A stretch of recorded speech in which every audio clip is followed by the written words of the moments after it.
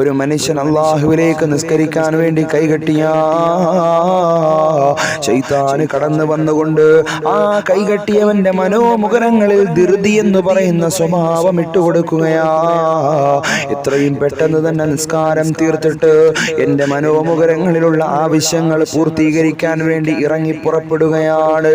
റുകൂഅ് പെട്ടെന്ന് ചെയ്യുന്നു, സുജൂദ് പെട്ടെന്ന് ചെയ്യുന്നു, പരിശുദ്ധമാകുന്ന ഫാത്തിഹയുടെ അറ്റവും മുറിയുമെല്ലാം എങ്ങനെയൊക്കെയോ ഒപ്പിച്ചു വെച്ചിട്ട് പെട്ടെന്ന് സലാം വീട്ടിയിട്ട് അവന്റെ മനസ്സിന്റെ പൂർത്തീകരണത്തിന് വേണ്ടിയിട്ട് ഇറങ്ങി പുറപ്പെട്ട എന്റെ പ്രിയമുള്ളവരെ, അയിമ്മത്തുകൾ അവിടുന്ന് പഠിപ്പിക്കുകയാ, അയിമ്മത്തുകൾ അവിടുന്ന് പഠിപ്പിക്കുകയാ, നീ ഇറങ്ങി പുറപ്പെടുന്ന മേഖലയിൽ അല്ലാഹു സുബ്ഹാനഹു വ തആലയുടെ സഹായം ലഭിക്കില്ലടാ.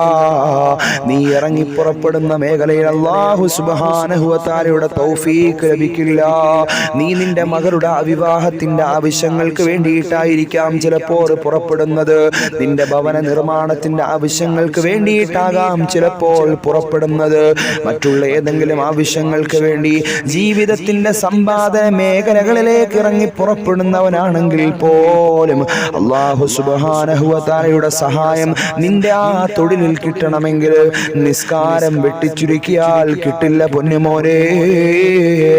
ഇത് അല്ലാഹുവിന്റെ ഇമ്മത്തുകളുടെ വാക്കാണ്.